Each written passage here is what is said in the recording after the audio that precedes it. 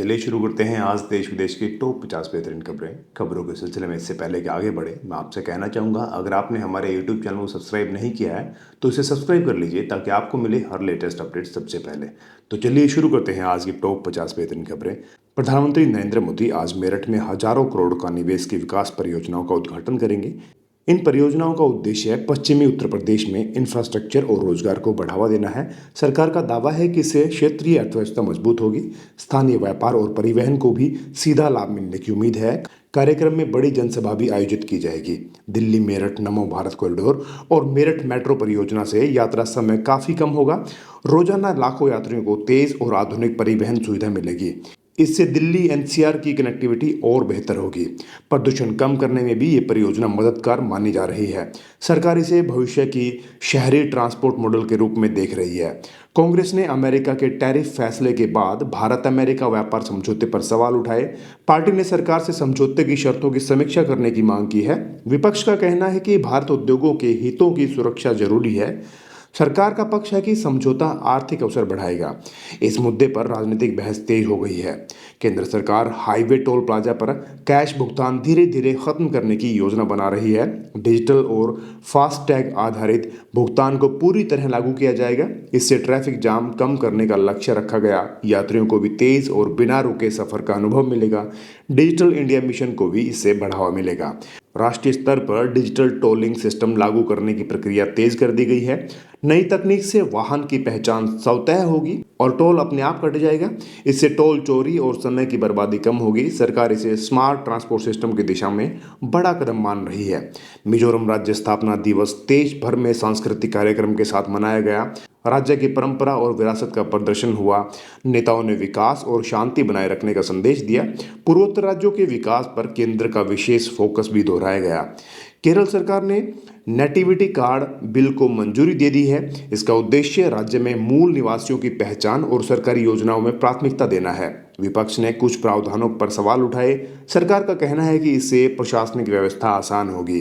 केंद्र सरकार नई शिक्षा नीति के तहत एआई शिक्षा को बढ़ावा दे रही है। स्कूल और कॉलेज स्तर पर तकनीकी कौशल विकास करने की योजना है।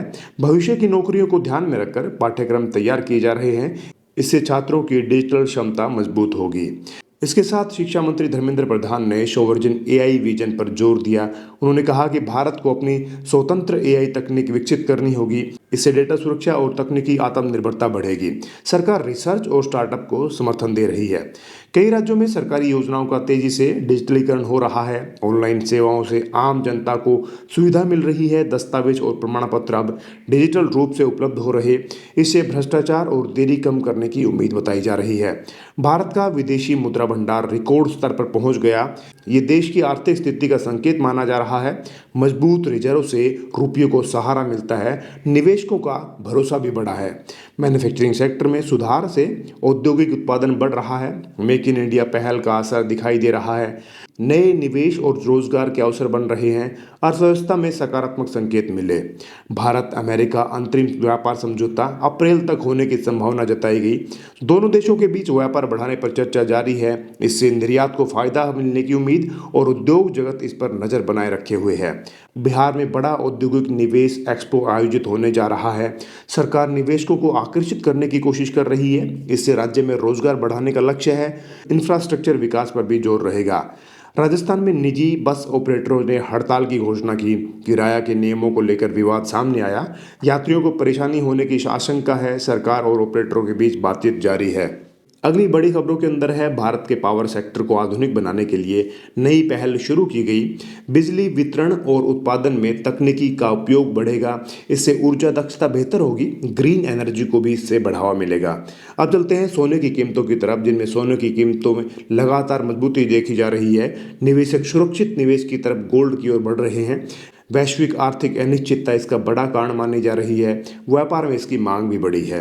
एमसीएक्स पर सोने की कीमतें ऊंचे स्तर पर बनी हुई हैं। घरेलू बाजार में भी कीमतों का असर दिख रहा है। निवेशकों की दिलचस्पी और ज़्यादा बढ़ रही है। विशेषज्ञ सतर्क निवेश की सलाह दे रहे हैं। डिजिटल गोल्ड और गोल्ड ईटीएफ में निवेश तेजी से बढ़ा है। युवा निवेश डिजिटल माध्यम को अपना रहे हैं। आसान निवेश विकल्पों की वजह से लोकप्रियता बढ़ी है। अब दोस्तों अगली खबर के अंदर है घरेलू मांग और वैश्विक परिस्थितियों के कारण बुलियन मार्केट सक्रिय हो गया है। ज्वेलरी सेक्टर में भी खरीदारी बढ़ी और शादी सीजन का असर बाजार में दिख रहा है। गुजरात के धोलेरा में बड़ा AI ready green data centre project शुरू होगा। इससे टेक निवेश और बढ़ेगा।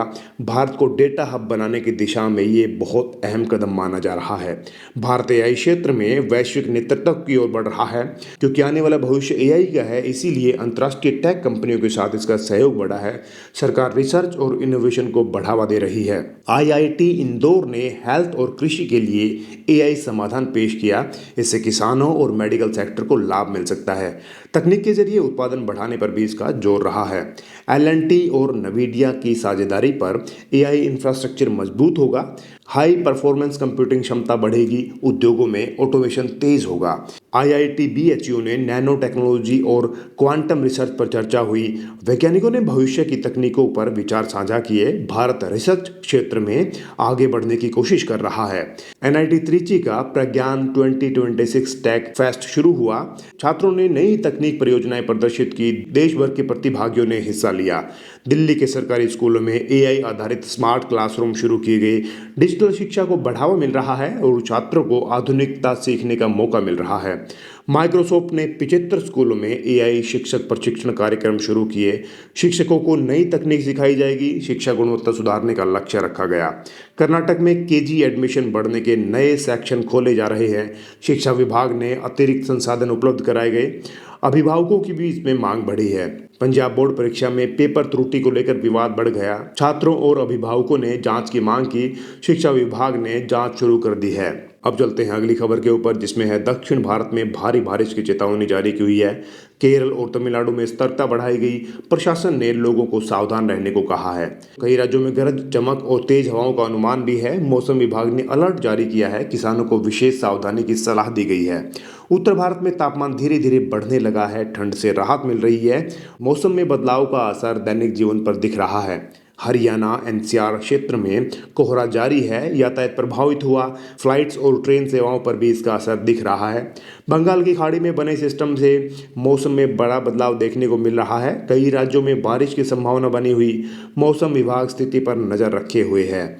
अब चलते हैं खेल दुनिया की तरफ, जिसके अंदर है आईसीसी टी20 वर्ल्ड कप 2026 के मुकाबले रोमांचक चरण में पहुंच गए हैं। टीमों के बीच कड़ी प्रतिस्पर्धा देखने को मिल रही है। भारतीय टीम रणनीति पर काम कर रही है। भारतीय क्रिकेट टीम सुपर 12 मुकाबले की तैयारी में जुटी हुई है। टीम संतुलन और प्रदर्शन पर विशेष ध्यान दिया जा रहा है। फैंस की उम्मीदें भी बढ़ी हैं। इंडियन सुपर लीग में आज अहम फुटबॉल मुकाबला खेला जाएगा। प्ले ऑफ की रेस दिलचस्प हो गई है। टीमों के बीच कड़ी टक्कर की उम्मीद है। आई लीग का नाम बदलकर इंडियन फुटबॉल लीग किया गया। भारतीय फुटबॉल को नई पहचान देने की कोशिश है। लीग को अधिक पेशेवर बनाने की भी योजना बनी है। Women's Asia cup rising star tournament निर्णायक चरण में पहुंच गया है। युवा खिलाड़ियों को प्रदर्शित चर्चा में भविष्य की प्रतिभाएं भी उभर कर सामने आ रही हैं। तो चलिए दोस्तों, अगली खबरों के ऊपर चलते हैं, जिसमें भारत में रैपिड रेल नेटवर्क विस्तार पर तेजी से काम जारी है। कई नए कॉरिडोर प्रस्तावित हैं। इसमें शहरों के बीच यात्रा अब आसान होने वाली है। स्मार्ट ट्रांसपोर्ट और मेट्रो परियोजनाओं पर सरकार का फोकस बढ़ा है। शहरी यातायात सुधारने की दिशा में काम हो रहा है। प्रदूषण कम करने का लक्ष्य रखा गया। शहरी डिजिटल इंफ्रास्ट्रक्चर मिशन को आगे बढ़ाया जा रहा है। स्मार्ट सिटी परियोजनाओं में नई तकनीक जोड़ी जा रही। नागरिक सेवाएं बेहतर होंगी। राज्यों में ग्रीन एनर्जी तेजी से बढ़ रही है। सोलर और विंड प्रोजेक्ट्स को बढ़ावा दिया जा रहा। पर्यावरण संरक्षण पर भी इसका जोर रहा। पावर ग्रिड आधुनिकीकरण योजना शुरू की गई। बिजली सप्लाई को अधिक स्थिर बनाने का लक्ष्य है। ग्रामीण क्षेत्रों को भी इससे बहुत लाभ मिलेगा। शेयर बाजार के ऊपर अगर पूरे साप्ताहिक खबर को देखें तो उसके अंदर निवेशकों का भरोसा बना हुआ है और मार्केट में कुछ पॉजिटिव असर देखने को मिले हैं। घरेलू और विदेशी निवेश बढ़ रहा है। आर्थिक संकेत अब मजबूत दिख रहे हैं। अब आखिरी 3 खबरों के अंदर चलते हैं, जिसमें टेक ड्रिवन गवर्नेंस मॉडल कई राज्यों में लागू किया जा रहा है। प्रशासनिक कामकाज तेज और पारदर्शी बन रहा है। डिजिटल सेवाओं से सरकारी प्रक्रियाएं आसान हुई हैं। नागरिकों को ऑनलाइन सुविधाएं मिल रही हैं। समय और लागत दोनों की बचत हो रही है। भारत वैश्विक टेक और आर्थिक शक्ति बनने की दिशा में तेजी से आगे बढ़ रहा है। इंफ्रास्ट्रक्चर, डिजिटल और औद्योगिक विकास पर लगातार निवेश किया जा रहा है। आने वाले वर्षों में तेज आर्थिक वृद्धि की उम्मीद जताई जा रही है। ये थी हमारे देश की और विदेश की टॉप 50 बेहतरीन खबरें, जिसमें एआई सबसे महत्वपूर्ण मुद्दे पर रहा। एआई ने सबका दिल छुआ और आने वाला भविष्य एआई एआई का रहेगा और भारत में सभी देशों की नज़र है और सभी देश भारत पर नज़र टिकाए हुए हैं। एआई में निवेश बढ़ेगा और भारत की अर्थव्यवस्था और ज़्यादा मजबूत होगी। अगर अब तक आपने न्यूज़ चैनल को देखा है तो अगर आप चाहें तो हमारे यूट्यूब चैनल को सब्सक्राइब कर सकते हैं ताकि आपको मिले हर लेटेस्ट अपडेट सबसे पहले। खबर देखने के लिए बहुत बहुत धन्यवाद। Thank you very much. आपका दिन शुभ रहे।